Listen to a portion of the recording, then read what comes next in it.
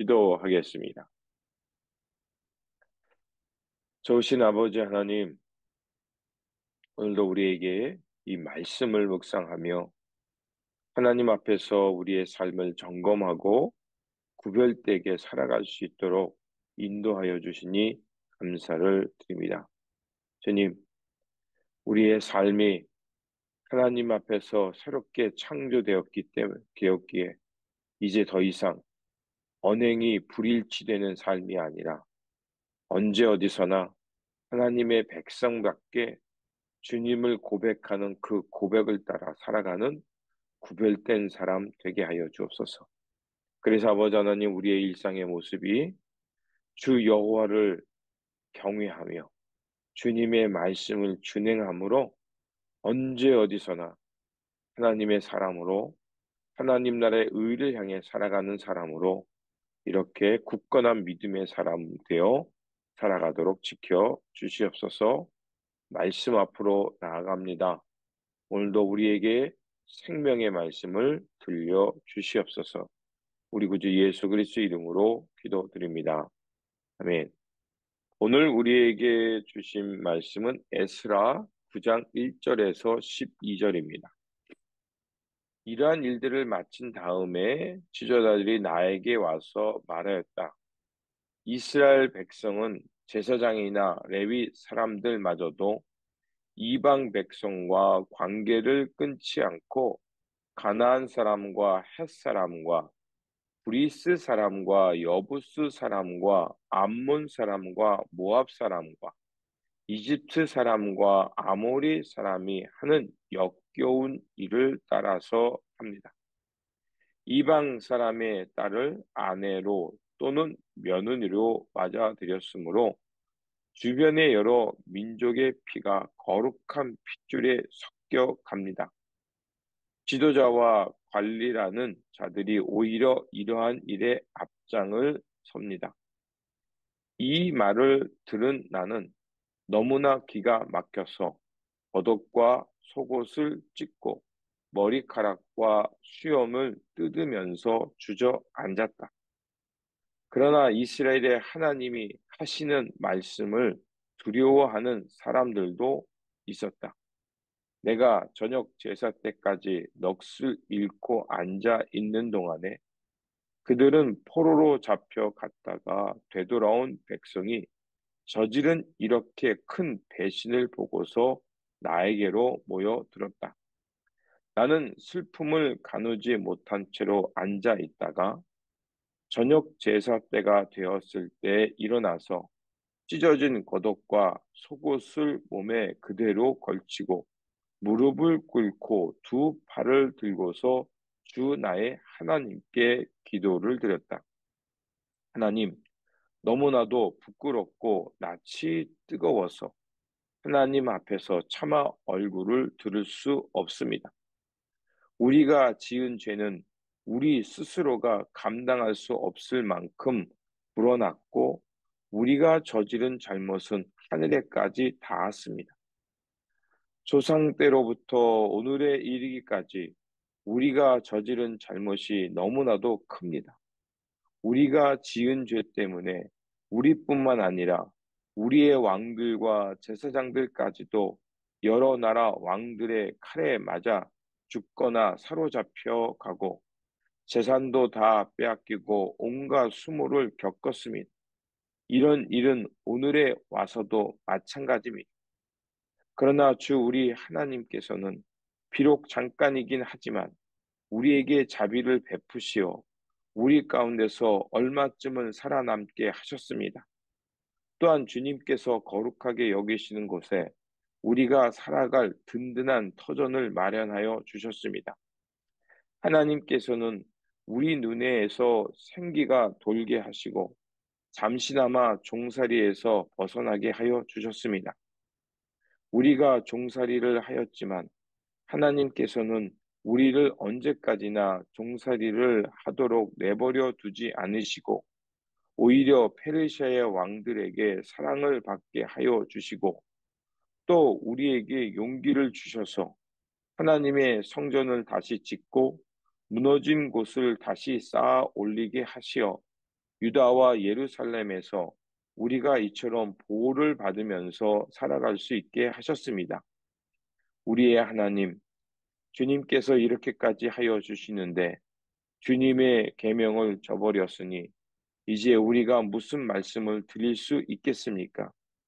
주님께서는 일찍이 주님의 종 예언자들을 시켜서 우리가 들어가서 차지할 땅은 이방 백성이 살면서 더럽힌 땅이라고 말씀하셨습니다. 거기에서 사는 자들이 역겨운 일을 하여서 땅의 구석구석까지 더러워지지 않은 것이 없다고 하셨습니다. 우리의 딸을 그들의 아들에게 시집 보내지도 말고 그들의 딸을 며느리로 맞아들이지도 말라고 하셨습니다. 우리가 강해져서 그 땅에서 나는 좋은 것을 먹으며 그 땅을 우리 자손에게 영원한 유산으로 물려주려면 그 땅에 있는 백성이 번영하거나 성공할 틈을 조금도 주지 말아야 한다고 하셨습니다. 아멘. 오늘 본문은 이제 에스라가 고향인 예루살렘에 돌아왔지만 유대 사람들의 여전히 변하지 않은 타락한 모습을 보면서 하나님 앞에 나아가 탄식하며 회개의 기도를 올리는 말씀입니다. 포로로 끌려갔다가 이제 2차 귀환한 이스라엘 백성들이 왔습니다. 출발과 도착에 대해서 설명은 없지만 많은 사람들이 함께 예루살렘으로 돌아오는 여정은 어제도 잠깐 나왔지만 도적대들의 공격을 받기도 하고 여러 어려움이 있었을 것입니다. 그러나 마침내 하나님의 은혜 가운데 예루살렘에 잘 도착하여 하나님 앞에 예배 드릴 수 있었습니다. 그리고 이렇게 예루살렘에 도착하여 예배를 드린 지 얼마 지나지 않아 유다 사람들의 실체를 보고 충격에 빠집니다. 오늘 본문 1절에서 2절을 보니까 이렇게 되어 있습니다. 그 지도자들이 에스라에게 나와서 이스라엘 백성은 제사장이나 레위 사람들을 마저도 이방 사람들과 관계를 끊지 못하고 가나안 사람, 헷 사람, 브리스 사람, 여부스 사람, 암몬 사람, 모압 사람, 이집트 사람, 아모리 사람들과 함께 결혼하면서 역겨운 일을 하고 있습니다라고 말을 하고 있습니다. 그리고 이방 사람의 딸을 아내로 며느리로 맞아들이는 이런 일에 오히려 지도자들이나 관리자들이 앞장서고 있습니다라는 이야기를 듣게 됩니다. 그렇다면 이게 결혼에 대한 부정을 하는 얘기일까요? 그렇지 않습니다. 그 당시에 이스라엘 백성들이 이방 사람과 관계를 맺었다는 것은 단순히 가족 간의 결합을 말하는 것이 아니라 하나님 앞에서 역겨운 일을 했다고 얘기합니다. 즉, 이방 신을 모시고 이방 신과 함께 그 여호와를 섬길 수 있다. 이렇게 혼합주의 그리고 율법에서는 허락되지 않은 부정한 행위들을 앞장서서 하고 있었던 겁니다. 그래서 신명기 7장 1절에 3절에서 보면 그 가나안 땅에 들어가서는 너희는 이방 사람들과 결혼도 하지 말고 아내나 며느리로 맞아주지도 말고 이렇게 그들과 철저하게 단절해서 그들에게 풍습이나 그들의 종교를 가지고 오지 말라고 얘기하고 있습니다. 오늘 본문 그 11절과 12절도 동일하게 말하고 있습니다. 그렇습니다. 지금 에스라가 슬피 우는 것은 단순히 결혼의 문제가 아니라 그 이런 이방 문화를 가져올 뿐만 아니라 그들이 행하는 영적인 타락 또 행위적인 타락의 몸을 서슴없이 하고 있었던 것입니다. 이러한 행위는 결국 하나님 앞에서 범죄한 행위요, 이스라엘 민족의 언약 백성이라는 정체성을 파괴하는 일이었습니다. 그렇게 그들의 이러한 모습은 하나님의 언약을 버려서 포로 생활을 했던 그 모습을 또다시 돌아가는 것이요. 과거를 망각하며 또다시 죄의 길로 가는 것입니다. 그래서 잠언에도 있죠. 그 묵시가 없는 백성은 하나님 앞에서 타락한다는 말씀이 있습니다. 하나님의 은혜로 겨우 예루살렘으로 돌아왔는데 돌아온 백성이 얼마 지나지 않아 또다시 옛살 과거의 타락한 삶의 모습을 보면서 에스라는 탄식한 겁니다.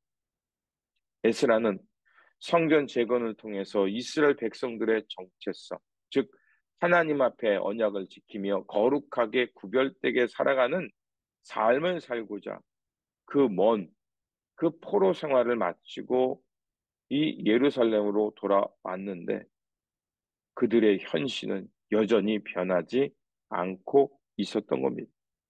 그리고 하나님의 언약을 지키며 구별되게 살아야 될 제사장들과 레위인들이 오히려 타락의 길에 앞장서고 있었던 겁니다. 진정한 성전의 재건은 무엇일까요?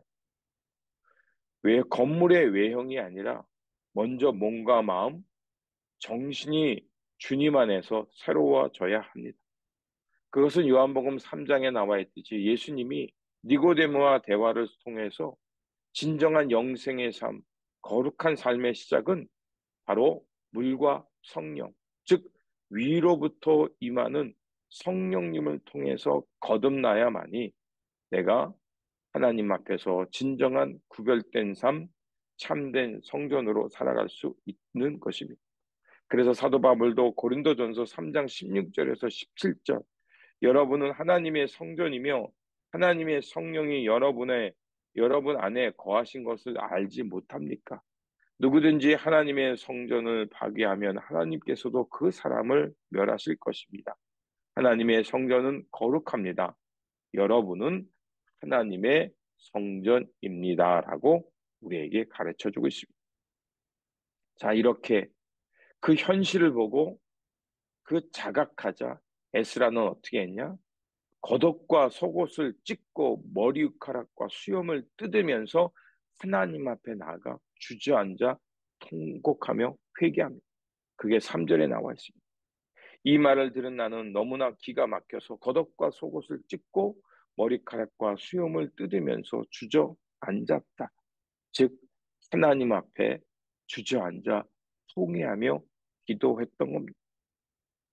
거듭남의 삶, 하나님 나라의 새 역사는 나의 잘못을 자각하는 데부터 시작합니다.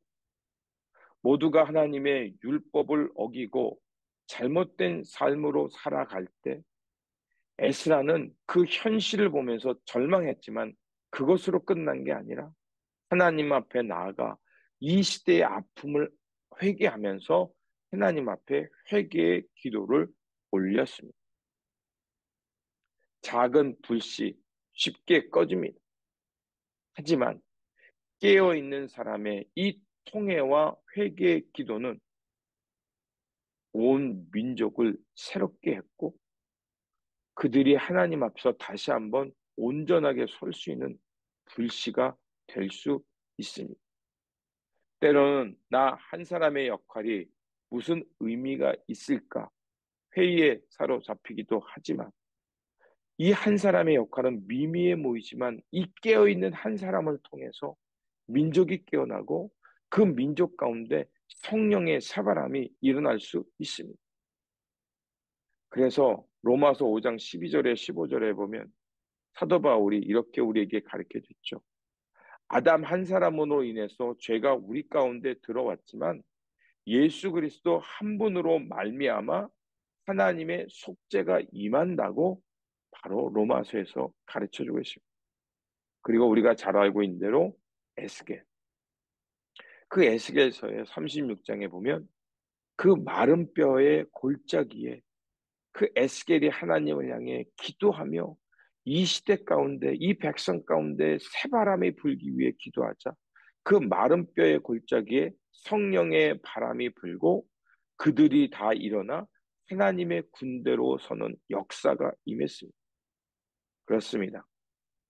하나님 앞에서 깨어있는 한 사람, 그 깨어있는 한 사람을 통해서 하나님은 새 역사를 일으키고 새 바람을 일으키실 것입니다.